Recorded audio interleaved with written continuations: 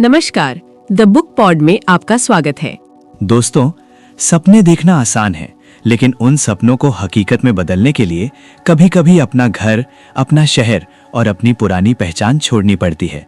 क्या आप में वो हिम्मत है? हम कृष्ण को माखन चोर या प्रेमी के रूप में जानते हैं, लेकिन क्या आप जानते हैं कि रातों रात मथुरा छोड़कर समुद्र के बीचों बीच सोने की नगरी गोल्डन सिटी द्वारका खड़ी करने वाले कृष्ण एक महान आर्किटेक्ट और विजनरी लीडर भी थे? बिल्कुल सही। आज हम दीप त्रिवेदी की बेस्ट सेलर सीरीज के सबसे रोमांचक हिस्से को डिकोड करेंगे। मैं कृष्ण हूँ, खंड 3 द्वारका। ये कहानी है सपनों से हकीकत तक के सफर की। कैसे कृष्ण ने रणछोड़ कहलाने का अपमान सहा ताकि वो एक नया साम्राज्य खड़ा कर सके।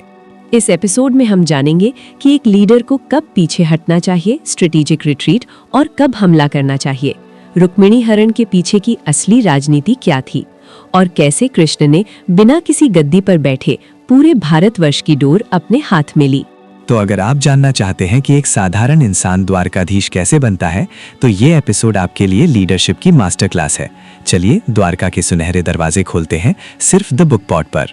भगवान के रूप में पूजते आए हैं। जी हाँ, लेकिन आज हम उन्हें एक अलग नजरिए से देखेंगे, एक महामानव के तौर पर। बिल्कुल, एक ऐसा रणनीतिकार, एक मनोवैज्ञानिक जो हमारी आपकी तरह असल दुनिया की मुश्किलों से जूझ रहा था। और आज की हमारी ये जो बातचीत है वो एक ऐसी किताब के विश्लेषण पर आधारित है जो कृष्ण के जीवन को इसी मानवीय धरातल पर देखती है। हाँ, लेखक ने हरिवंश और विष्णु पुराण जैसे ग्रंथों को तो आधार बनाया है, पर जहाँ भी कहानी में खाली जगह थी उन्हें मनोवैज्ञानिक तर्क से भरने की कोशिश की है।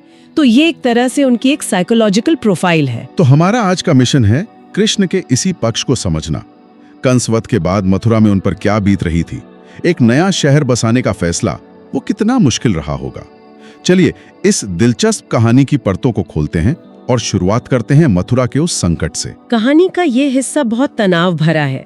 देखिए, कृष्ण ने कंस को तो मार दिया और मथुरा को आजाद करा दिया। हाँ, लेकिन असल मुसीबतें तो अब शुरू हुई थी। बिल्कुल, कंस का ससुर, मगध का सम्राट जरासंध, वो अपनी बेटी के अपमान का बदला लेने के लिए बार बार मथुरा पर हमले कर रहा था। और मथुरा एक छोटी सी रियासत थी और मगध एक बहुत बड़ी ताकत। मतलब जीत के बाद भी कोई शांति नहीं थी। एक लगातार चलने वाला युद्ध शुरू हो गया था। ऐसे माहौल में तो किसी का भी मानसिक संतुलन बिगड़ सकता है। और किताब इसी साइकोलॉजिकल प्रेशर को हाईलाइट करती है। एक जगह कृष्ण खुद को बेशर्म कहते हैं। बेशर्म? हाँ, ये शब्द बहुत भारी है। इसका मतलब है कि वो मौत के इतने आदी हो चुके थे, लगातार हमलों से इतने थक चुके थे कि उन्हें अब कोई डर ही महसूस नहीं हो रहा था।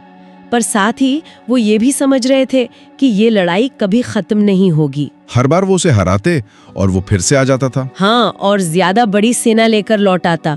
मथुरा के लोग मारे जा रहे थे, सैनिक मारे जा रहे थे। तो उनके सामने दो ही रास्ते थे, या तो लड़ते लड़ते खत्म हो जाओ या फिर कुछ ऐसा करो जो किसी ने सोचा भी ना हो। और उन्होंने दूसरा रास्ता चुना, पलायन का। लेकिन एक राजा के लिए अपना राज्य छोड़कर भाग जाना क्या ऐसे कायरता की तरह नहीं देखा जाएगा, एक हार की तरह? यही तो उनकी रणनीति का सबसे दिलचस्प पहलू है। पहली नजर में ये हार लगती है ना, एक भगोड़े का फैसला। लेकिन किताब का तर्क ये है कि कृष्ण के लिए सबसे जरूरी उनके लोगों की जान थी। अपने अहंकार के लिए वो हजारों लोगों को नहीं मरवा सकते थे। बिल्कुल, उनके लिए ये हार नहीं थी, बल्कि एक स्ट्रेटेजिक रिट्रीट थी। युद्ध जीतने से ज्यादा जरूरी था युद्ध को हमेशा के लिए टाल देना। ठीक है, उन्होंने फैसला तो कर लिया, लेकिन एक पूरे शहर को, अपनी जमीन, अपने घर, सब कुछ छोड़ने के लिए मनाना तो बहुत बड़ी बात है। लोगों ने विरोध नहीं किया होगा? बिल्कुल किया होगा, बिल्कुल किया होगा। और इसीलिए कृष्ण ने पलायन का प्रस्ताव रखने से पहले एक बहुत सोचा समझा राजनीतिक दांव चला। अच्छा। उन्होंने यादवों की एक सभा बुलाई और खुद को औपचारिक तौर पर यादव प्रमुख यानी यादवों का नेता चुनवा लिया। ये कोई छोटी बात नहीं थी। अच्छा, तो इसका क्या फायदा हुआ? इसका फायदा ये हुआ कि अब मथुरा छोड़ने का जो फैसला था वो कृष्ण का निजी फैसला नहीं रहा, वो यादव प्रमुख का आधिकारिक फैसला बन गया। एकदम सही। अब अगर कोई उनका विरोध करता तो वो सिर्फ कृष्ण का नहीं बल्कि अपने चुने हुए नेता और पूरे यादव शासन का विरोध कर रहा होता। उन्होंने अपनी राजनीतिक जमीन इतनी मजबूत कर ली कि उनके फैसले को मानना सबकी मजबूरी बन गया। तो ये दिखाता है कि वो सिर्फ योद्धा नहीं थे, एक माहिर पॉलिटिशियन भी थे। बिल्कुल। अपनी पॉलिटिकल पोजीशन मजबूत करने के बाद उन्होंने अपने लोगों के सामने एक सपना रखा, द्वारिका का। और ये सिर्फ एक सुरक्षित किले की बात नहीं थी, है ना? नहीं, ये एक ऐसे महानगर की कल्पना थी जो मथुरा से भी ज्यादा भव्य हो। किताब में इसका जिक्र है चौड़ी सड़कें, बड़े बाजार, सुंदर बगीचे और समुद्र के बीच एक अभेद्य किला। और इस सपने को हकीकत में बदलने के लिए उन्होंने विश्वकर्मा को बुलाया। हाँ, जिन्हें देवताओं का वास्तुकार माना जाता है। लेकिन यहाँ एक बहुत बड़ी व्यावहारिक समस्या थी। पैसा? पैसा। इतना बड़ा शहर बनाने के लिए धन कहाँ से आएगा? ये सवाल कृष्ण को अंदर ही अंदर खाए जा रहा था। और यही कहानी में स्यमंतक मणि का जिक्र आता है। ये क्या मामला था? स्यमंतक मणि एक, कह सकते हैं, एक दिव्य मणि थी जो रोजाना भारी मात्रा में सोना देती थी। और ये मणि सत्यजित नाम के एक यादव सरदार के पास थी। अच्छा। कृष्ण का तर्क था कि ये मणि कुदरत का दिया हुआ तोहफा है, इस पर किसी एक इंसान का हक नहीं हो सकता। ये एक नेशनल एसेट है, कोई प्राइवेट प्रॉपर्टी नहीं। और इसे राष्ट्र के हित में इस्तेमाल होना चाहिए। हाँ, मतलब द्वारका बढ़ाने के काम में। लेकिन सर्वहित यानी सबके भले के नाम पर किसी की निजी संपत्ति छीन लेना, क्या ये नैतिक रूप से सही है? मतलब कोई भी तानाशाह अपने कामों को राष्ट्रहित का चोला पहना सकता? ये एक बहुत अच्छा सवाल है और किताब इस नैतिक दुविधा को नजरअंदाज नहीं करती। वो दिखाती है कि कृष्ण खुद भी इस फैसले से जूझ रहे थे, लेकिन उनके लिए लक्ष्य वो साधन से ज्यादा महत्वपूर्ण था। मतलब एंड जस्टिफाइज द मीन्स। एक तरह से, हाँ। उनका मानना था कि एक व्यक्ति की संपत्ति हजारों लोगों के भविष्य और सुरक्षा से बड़ी नहीं हो सकती। इसलिए उन्होंने उस मणि को हासिल करने के लिए छल का सहारा लिया, जिसे हम आज की भाषा में शायद चोरी कहेंगे, पर उन्होंने इसे निजी संपत्ति का राष्ट्रीयकरण का नाम दिया। तो एक तरफ द्वारका का निर्माण चल रहा है और दूसरी तरफ इस तरह के नैतिक और आर्थिक दबाव, और साथ ही जरासंध का खतरा तो बना ही हुआ था। बिल्कुल। किताब उनके इस अंदरूनी संघर्ष को बहुत खूबसूरती से दिखाती है। वो दिन में द्वारका के निर्माण का काम देखते और रात में उन्हें बुरे सपने आते कि जरासंध ने हमला कर दिया है। तो इस डर से लड़ने के लिए वो क्या करते थे? वो जानबूझकर द्वारका के सुनहरे भविष्य के सपनों में खो जाते थे। ये उनका एक कोपिंग मैकेनिज्म था, डर पर काबू पाने का एक तरीका। और शायद यहीं से उनका वो दर्शन भी निकलता है कि जो चीजें हमारे कंट्रोल में नहीं हैं, उनके बारे में सोचकर परेशान नहीं होना चाहिए। एकदम सही। वो कहते थे कि जरासंध कब हमला करेगा ये मेरे हाथ में नहीं है, ये कुदरत तय करेगी। मेरे हाथ में क्या है? द्वारका को मजबूत बनाना। हाँ, तो मैं अपना पूरा ध्यान उसी पर लगाऊंगा। ये दिखाता है कि वो अपनी कमजोरियों को पहचानते थे और उनसे निपटने के रास्ते भी खुद ही तलाशते थे। इस तरह के दबाव से निपटने के लिए वाकई एक बहुत मजबूत मानसिकता चाहिए, एक ऐसा आत्मविश्वास, या कहें कि एक ऐसा अहंकार जो आपको टूटने न दे। आपने सही शब्द पकड़ा, अहंकार। और ये हमें कृष्ण के दर्शन के सबसे अनोखे पहलू पर लाता है। हाँ, क्योंकि आमतौर पर आध्यात्मिक गुरु हमें अहंकार को खत्म करने की, उसे मिटाने की सलाह देते हैं। ईगो को तो सबसे बड़ा दुश्मन माना जाता है। सही बात है, लेकिन कृष्ण का नजरिया इस मामले में बिल्कुल उल्टा था। बिल्कुल उल्टा। हाँ, किताब के मुताबिक वो अहंकार को खत्म करने में विश्वास ही नहीं करते थे। उनका मानना था कि अहंकार आत्मा की ऊर्जा है, उसे खत्म क्यों करना, उसे सही दिशा देनी चाहिए। वो कहते थे कि अहंकार को आत्मा की ऊंचाई तक उठाओ। ये सुनने में बहुत क्रांतिकारी लगता है। इसका मतलब क्या है? इसे कोई प्रैक्टिस में कैसे ला सकता है? उनका तरीका बहुत मनोवैज्ञानिक था। वो कहते थे, अपने अतीत की सिर्फ खूबसूरत यादों को अपने अहंकार का भोजन बनाओ, जैसे उनके लिए वृंदावन की यादें, और भविष्य के सबसे सुंदर सपनों को देखो, जैसे रुक्मिणी के साथ द्वारका में बसने का सपना। बिल्कुल। इन अच्छी यादों और सपनों से अपने अहंकार को पोषित करो, और जो बुरी यादें हैं जो तुम्हें कमजोर बनाती हैं, उन्हें पूरी तरह से दिमाग से निकाल दो।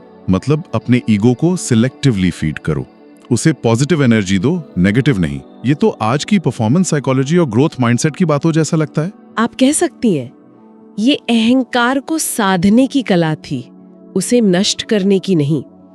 और इसी सधे हुए अहंकार ने उन्हें सर्वहित के लिए मणि चुराने जैसे कठोर फैसले लेने की ताकत दी। उनका अहंकार निजी नहीं था, वो एक बड़े लक्ष्य से जुड़ा था। सही। और यही सोच उनके कर्तव्य यानी ड्यूटी को लेकर उनके नजरिए में भी दिखती है।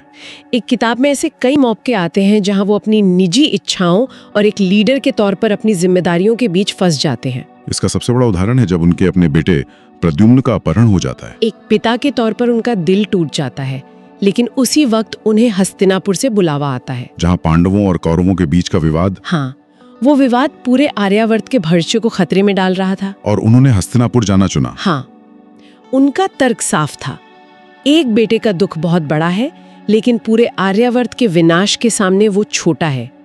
वो खुद को प्रकृति का एक समर्पित सिपाही मानते थे, जिसका पहला फर्ज परम कर्तव्य निभाना है, जो हमेशा सर्वहित में होता है।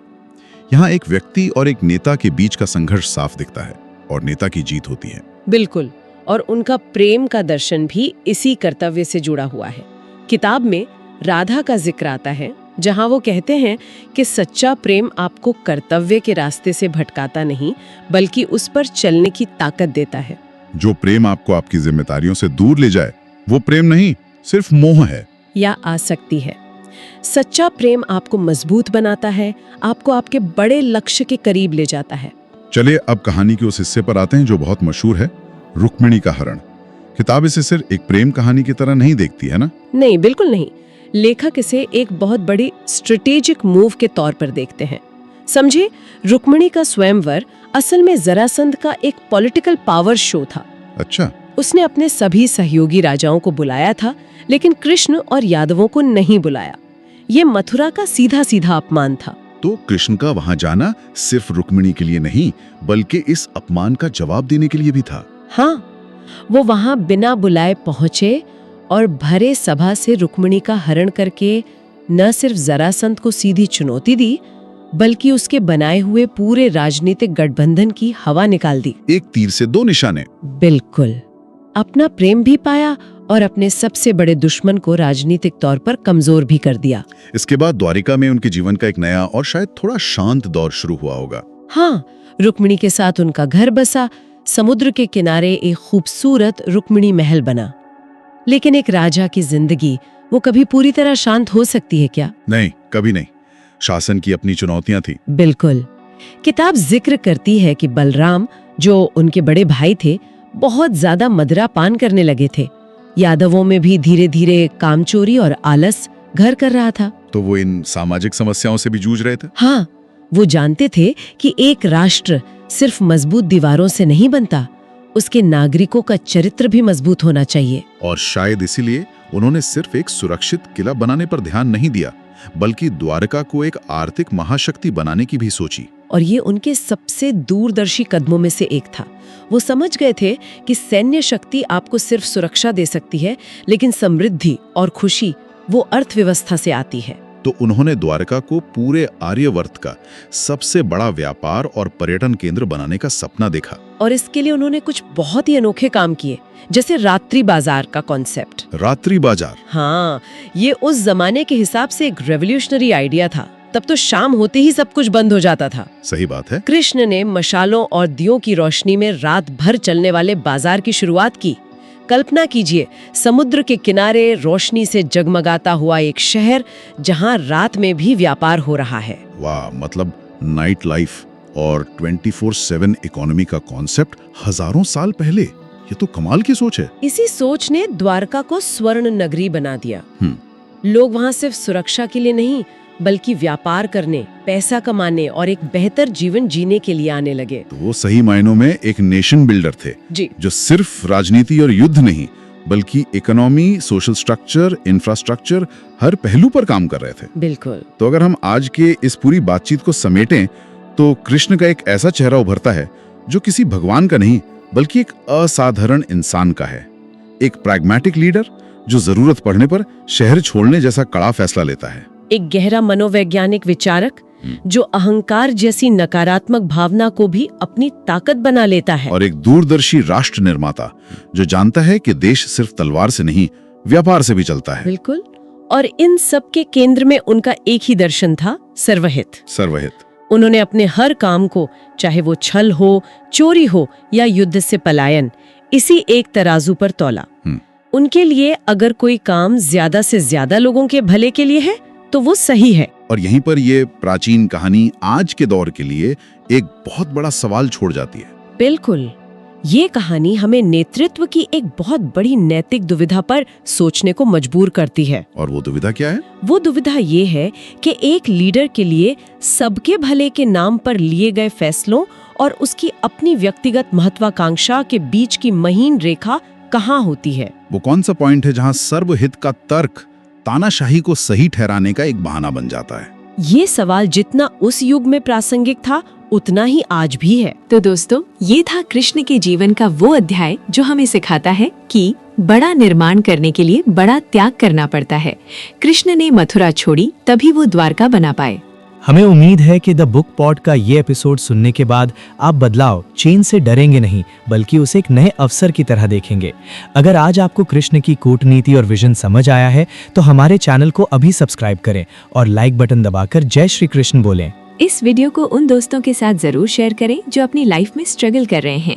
ये वीडियो उन्हें सिखाएगा कि संघर्ष ही सिंहासन तक ले जाता है। और अब आज का वो सवाल जो आपकी निर्णय क्षमता, डिसीजन मेकिंग को परखेगा। कृष्ण ने अपने लोगों की सुरक्षा के लिए अपनी जन्मभूमि मथुरा छोड़ दी थी और भगोड़ा रणछोड़ कहलाना स्वीकार किया। तो हमारा सवाल आपसे ये है और इसका जवाब आपको बहुत गहराई से सोचकर नीचे कमेंट बॉक्स में देना है। अगर भविष्य में आपको कोई बहुत बड़ी सफलता जैसे बड़ा बिजनेस या ड्रीम जॉब मिल रही हो, लेकिन उसके लिए आपको अपना घर और शहर हमेशा के लिए छोड़ना पड़े, तो आप क्या चुनेंगे? ए, घर और सुकून, या बी, रिस्क और सफलता, और क्यों? आप कंफर्ट जोन चुनेंगे या द्वारका? अपना जवाब कमेंट में लिखें। हमें आपके विचारों का इंतजार रहेगा। आपसे फिर मिलेंगे कृष्ण गाथा के अगले पड़ाव और नई किताब के साथ। तब तक के लिए कर्म करते रहिए और बड़े सपने देखते रहिए।